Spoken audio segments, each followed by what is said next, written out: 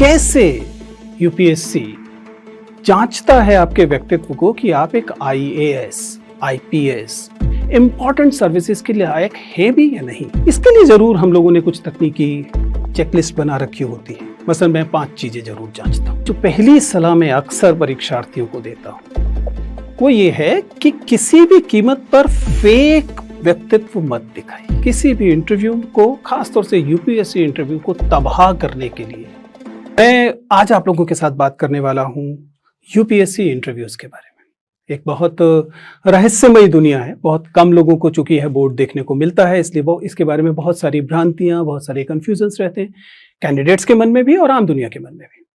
तो चूंकि मुझे जोश ने यह मौका दिया कि मैं आप लोगों से बातचीत करूं, तो मुझे लगा कि मैं इस विषय पर आपसे बात करूंगा। पर सवाल है कि मैं इस पर आपसे बात करने के लिए उपयुक्त पात्र क्यों हूं। संभव है आप लोगों ने देखा हो कि पिछले कुछ सालों से लगातार हम लोग यूपीएससी के उन परीक्षार्थियों को जो लोग मेंस की परीक्षा पास करके आते हैं और इंटरव्यू देना चाहते हैं, जिसे पर्सनैलिटी टेस्ट कहा जाता है, उनको उनका मार्गदर्शन करने की कोशिश करते हैं। मैं ये काम पिछले 2 दशक से कर रहा हूँ, इसलिए संभव है कि मेरे पास ऐसा कुछ अनुभव, कुछ जानकारी है जिसे आपके साथ बांटने में मुझे अच्छा लगेगा। मेरा नाम विजेंद्र सिंह चौहान है और मैं दिल्ली विश्वविद्यालय के जाकिर हुसैन दिल्ली कॉलेज में हिंदी का एसोसिएट प्रोफेसर हूं। मेरा जन्म दिल्ली की अनधिकृत कही जाने वाली एक बस्ती भजनपुरा में हुआ। मैंने अपनी शुरुआती शिक्षा एमसीडी के स्कूल से, फिर दिल्ली सरकार के स्कूल से और उसके बाद दिल्ली विश्वविद्यालय के जाहिर है कि सरकारी कॉलेज से पूरी की। ये ग्रेजुएशन मैंने 1993 में किया। उसके बाद पोस्ट ग्रेजुएशन, एमफिल, पीएचडी, ये सब करने के बाद मैं दिल्ली विश्वविद्यालय के इसी कॉलेज, जिसका मैं कभी छात्र हुआ करता था, इसी कॉलेज में पढ़ाना मैंने शुरू किया और अब मैं वहाँ एसोसिएट प्रोफेसर हूँ। आज हम जिस विषय पर बात करने वाले हैं वह है यूपीएससी का इंटरव्यू। आप सभी जानते हैं कि यूपीएससी की जो सिविल सेवा की परीक्षा है उसके कई चरण होते हैं। प्रारंभिक चरण है जिसे प्रारंभिक परीक्षा प्रीलिम्स कहते हैं। उसके बाद मेंस की परीक्षा होती है और मेंस की परीक्षा में जो थोड़े से लोग उत्तीर्ण होते हैं उन्हें मौका मिलता है यूपीएससी के इस बोर्ड के सामने आने का। यूपीएससी का यह बोर्ड आपके व्यक्तित्व का मूल्यांकन करता है। आप में से बहुत सारे लोग होंगे जो देश के अलग अलग शहरों में बैठे होंगे, दिल्ली जैसे महानगर में नहीं होंगे। उन लोगों के मन में अक्सर ये भ्रांति होती है कि शायद यह परीक्षा और ये पर्सनैलिटी टेस्ट, ये इंटरव्यू केवल महानगर के लोगों के मतलब की चीज है। हमें अक्सर ऐसे परीक्षार्थियों से, ऐसे कैंडिडेट से मिलने का मौका मिलता है जिन्हें इसे लेकर अक्सर भ्रम होता है। तो मैं आज इस बात का फायदा उठाऊंगा कि मैं आपके बीच हूं, कि मैं बता सकूं कि दरअसल ये पर्सनैलिटी टेस्ट है क्या, कैसे यूपीएससी जांचता है आपके व्यक्तित्व को कि आप एक IAS, IPS, Indian foreign service, revenue service जैसी इंपॉर्टेंट सर्विसेज के लिए लायक है भी या नहीं। और यदि आप ये परीक्षा पास करने का मन बनाए हुए हैं तो कैसे आप इस इंटरव्यू टेस्ट को पास करेंगे, क्या तरीका अपनाने की कोशिश करेंगे। हालांकि सबसे पहले तो यूपीएससी स्वयं ही बता देता है। अगर आप यूपीएससी के नोटिफिकेशन को देखें, हर साल यूपीएससी अपनी परीक्षा में नोटिफिकेशन जारी करता है और उस नोटिफिकेशन में साक्षात्कार में क्या जांचा जाएगा इसकी भी घोषणा करता है। यह घोषणा क्या है?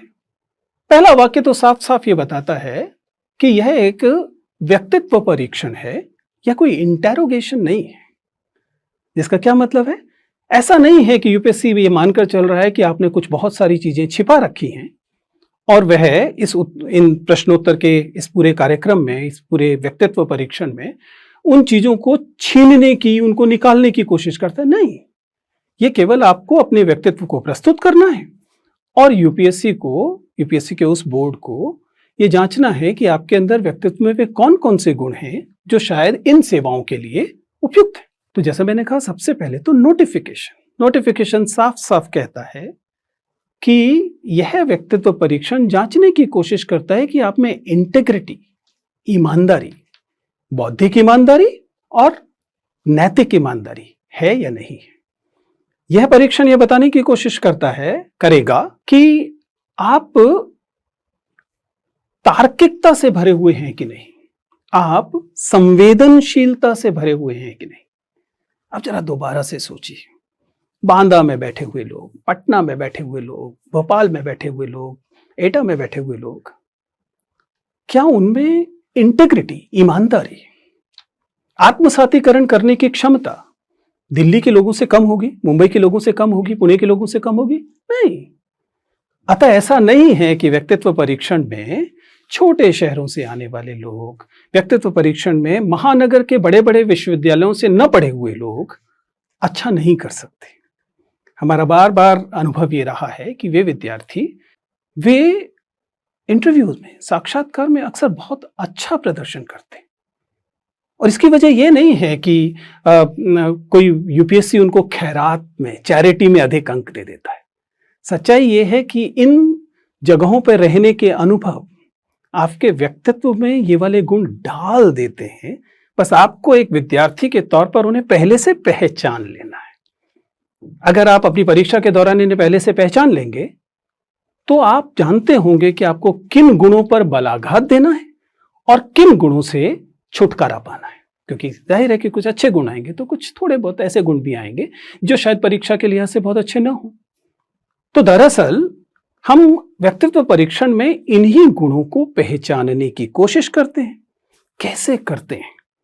मैं एक बहुत आसान सा जंतर आपको देना चाहता हूं।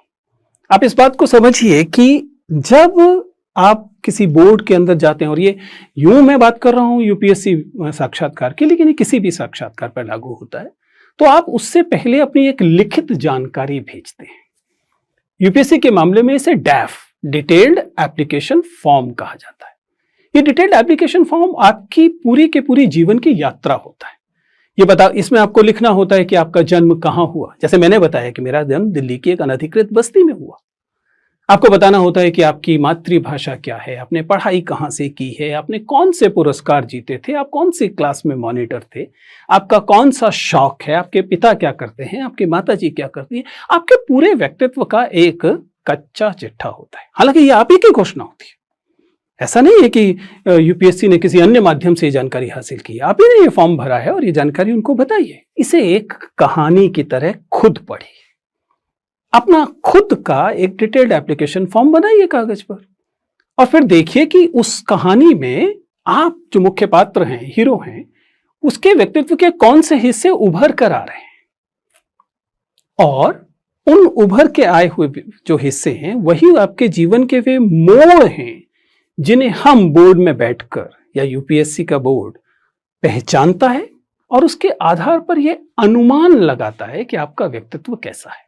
मसलन मैंने अगर लिखा कि मैं दिल्ली की अनधिकृत बस्ती में पैदा हुआ, तो अगर मेरा डिटेल्ड एप्लीकेशन फॉर्म किसी समझदार व्यक्ति के सामने है तो वो इसे देखकर जानना चाहेगा कि दिल्ली की अनधिकृत बस्तियों के बारे में जानकारी मुझे है भी या नहीं।